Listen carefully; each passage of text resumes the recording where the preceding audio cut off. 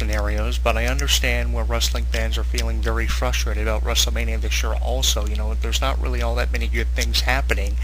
this year at WrestleMania. If not for The Undertaker versus Brock Lesnar, there really wouldn't be anything to look forward to this year at WrestleMania. I mean, who really cares who wins a match between John Cena and Bray Wyatt? I mean, how does John Cena go from main eventing WrestleMania 29 last year in a match with The Rock and winning the WWE Championship to being in a match with Bray Wyatt? Obviously, Bray Wyatt is going to win one over John Cena because of the most recent promo that John Cena cut, alluding to the fact that he was afraid of Bray Wyatt and the fans were starting to listen and believe in what Bray Wyatt was saying. And apart from that, we have the Andre the Giant Memorial Battle Royal, which is a repetition of the Royal Rumble from earlier this year, where 30 mid-card superstars and several legends will compete to win the Andre the Giant Memorial Trophy, which will be presented to the winner by Hulk Hogan. We have a match between The Undertaker and Brock Lesnar, and we have this triple threat match to look forward to. The triple threat match, this third opponent will be determined in a match between Triple H and Daniel Bryan. In the eyes of a lot of wrestling fans, I understand where your frustration is coming from too, because you're combining your two main events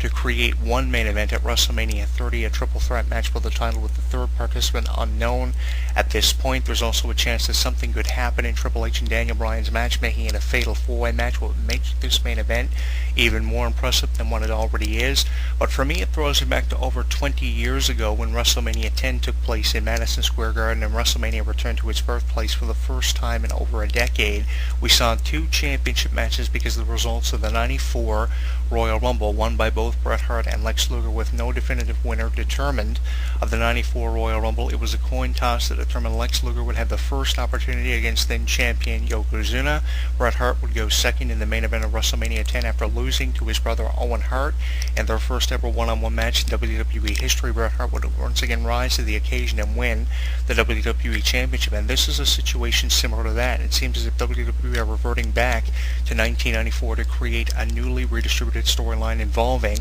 a new talent initiative superstar and two representatives right now of the WWE's new talent initiative because of the names they have established in the WWE. Now, if you didn't have this at WrestleMania, what you would be looking at is a match where we would see a lot of repetition of history. We would go back through the years that Randy Orton and Dave Batista were mentored by Triple H and Ric Flair, an evolution, a possible appearance by Ric Flair in the storyline to make it even more interesting. That's what we would be looking at for WrestleMania 30, but at least now with Daniel Bryan and Triple H thrown into the mix, you have more possibilities, and the door of unpredictability is wide open. And regardless of who wins this match, regardless if it's Randy Orton retaining the title or Triple H or Daniel Bryan walking out of WrestleMania as champion or Dave Batista, at least you're having a main event with a conclusion that wrestling fans are going to talk about probably even more than The Rock and John Cena's Redemption versus Legacy match from last year's WrestleMania. And there are other matches thrown into to make this year's WrestleMania seem far more impressive than what it actually is. Now, looking at the WrestleMania card, these two main events being thrown together, that's obviously the reason why these two main events were thrown together, because this year's WrestleMania card does not look as impressive as what I had anticipated it to look. I was expecting a superstar like The Rock to return and face Randy Orton, John Cena to face The Undertaker, Brock Lesnar to face Dave Batista in the main event for the World Heavyweight Championship. But again, you take a look at how Dave Batista and Brock Lesnar's match at WrestleMania this year will be taking away an opportunity from a new talent superstar like Del Rio or Daniel Bryan to get in there in the main event. It goes back to CM Punk's promo several years ago in 2011, about 3 years ago, when he said that the fact The Rock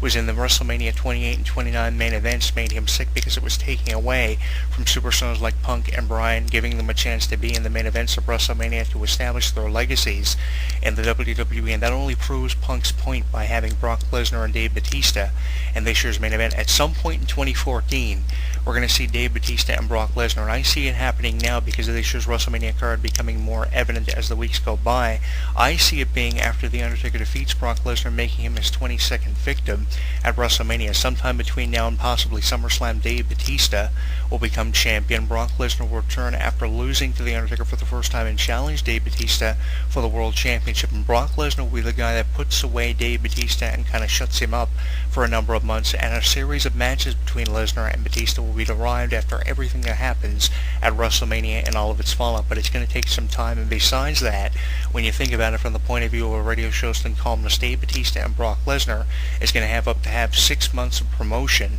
before the match actually happens. So what we have to settle for now at WrestleMania 30, your card is looking like this. For the championship, we're going to have Dave Batista and Randy Orton facing either the winner of this match, Triple H H and Daniel Bryan, it'll either be Triple H, Dave Batista, and Randy Orton, or Daniel Bryan, Dave Batista, and Randy Orton for the WWE World Heavyweight Championship. And other matches you have on your card are Brock Lesnar and The Undertaker, the Andre the Giant 30-man Royal Rumble match, which is pretty much what it is, a repetition of the Royal Rumble, and John Cena versus Bray Wyatt. It's not really an impressive WrestleMania card, but I'm hoping these two main events being thrown together will pay dividends for wrestling fans, and we'll get a lot of conversation, because one thing you're going to look for after WrestleMania is all said and done is how many people actually purchase this pay-per-view, how many people actually pay full price for the pay-per-view, and how many people watched it on the WWE Network. You're going to be looking for those positive reviews of WrestleMania by columnists and radio show hosts who are going to be talking about WrestleMania weeks after it happened, and I guess that's how WWE Creative were looking at this. Let's put the underdog, Daniel Bryan, somehow into the mix. Let's put him into a precarious position, have him go up against Triple H for the first time ever in his career, how we had CM Punk, similar to how Punk took on Triple H in 2011. Let's have Daniel Bryan go up against Triple H in the biggest match of his career on the biggest stage of all time, WrestleMania 30. Let's have the winner of this match face either Randy Orton and Dave Batista in a triple threat match, and let's make the main event of WrestleMania 30 far more interesting than just giving us Randy Orton and Dave Batista. This main event at WrestleMania 30, the more I think about it, is really confusing, but I do appreciate how they've thrown together the two main events. It might demonstrate a lack of creativity on WWE's part, but at least they're throwing it together to at least attempt to make it far more interesting than what it was going in out of WrestleMania. And with just 2 weeks to go before WrestleMania, WrestleMania, in my opinion, is lacking a lot of creativity when you look at the card, so you can really understand why WWE are throwing together the two main events, Daniel Bryan and Triple H, and the match between Dave Batista and Randy Orton, with a third participant being added depending on what the results of Triple H and Daniel Bryan are. Now, I thought about the possibility of it being a fatal four-way match where Triple H, Daniel Bryan, Dave Batista, and Randy Orton will all compete for the WWE World Championship, and that would make this match at WrestleMania far more unpredictable than what it is. But if you have a triple threat match, if that's what you have to settle for, at least you have matches like Brock Lesnar and The Undertaker to kind of fall back on for this year's WrestleMania. But you look at previous WrestleMania cards like WrestleMania 28's card, and you will honestly say that WrestleMania 28, WrestleMania 29 had far more impressive cards going into the event than what it is this year. And in my opinion, it kind of also reminds me of WrestleMania 22 and the clusterfuck that one was. Within days of WrestleMania, we were having stipulations thrown on every match. By the time WrestleMania 22 actually took place, we had everything from casket matches to no-holds-barred matches to street fights. We had every kind of stipulation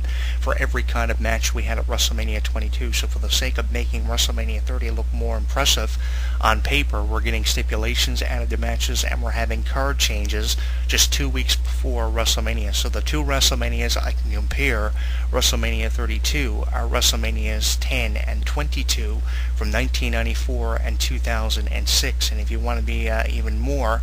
comparison, WrestleMania 20, with how much promotion WrestleMania 30 can easily be compared to WrestleMania 30, because we had over a year of promotion for WrestleMania 20, and we know how much that event actually blew and actually sucked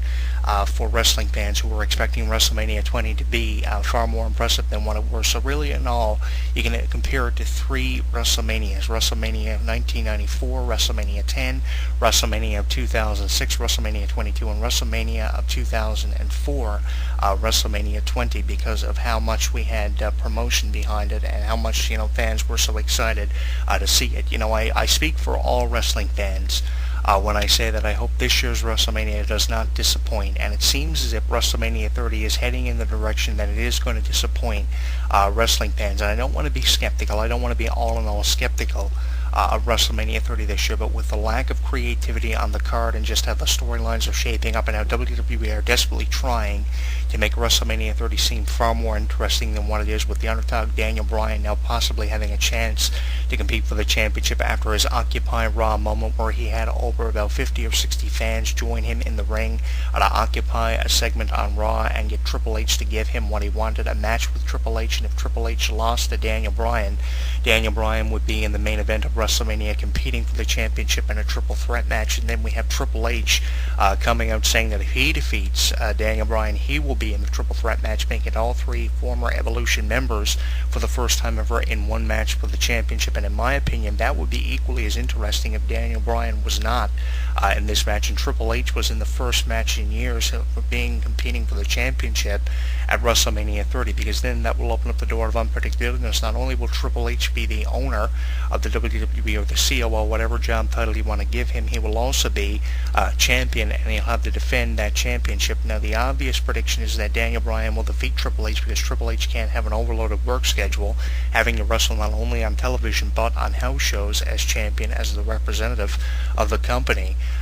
The obvious suggestion is that Daniel Bryan will win, but how unlikely would it be if Triple H won this match and were champion for, let's say, 4 or 5 months? That would create a lot of tension between himself and Stephanie McMahon, which is being teased every week on Raw and SmackDown. We're having, altercations between Stephanie and Triple H, kind of like how we had in the early thousands, so we're being reverted back. Not only are we trying to have something new created in WWE, but we're having history repeat itself, so we're combining new creations with history that's already happened before, so you kind of got to appreciate how Triple H is trying to throw a swerve in there, or the possibility of Daniel Bryan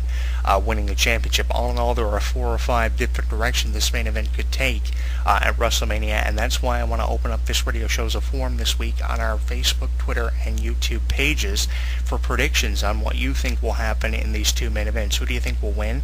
in the match between Triple H and Daniel Bryan? That's what I want to know. And who do you think will walk out of WrestleMania as champion in the triple threat match, which will feature either Triple H and or Daniel Bryan as the third participant? It's a really confusing main event with how many different scenarios could be derived from all of this, and there also is the chance that the night after WrestleMania, if Daniel Bryan were to win the championship, we could see a match between Randy Orton, the former champion, and Daniel Bryan, ending in a no contest, and the return of Evolution, with Ric Flair now under contract with WWE. The chances of Evolution returning with Triple H on a crusade to rid Daniel Bryan of the title and rid the WWE of Daniel Bryan. Triple H could resort to bringing back Evolution the night after WrestleMania, and there's also the opening of a door of a return the night after WrestleMania, like The Rock or someone who we haven't seen in a long time. So there is a chance that something creative could happen, resorting from whatever happens at WrestleMania and all of its followed. And I want your predictions on who you think is going to win this match.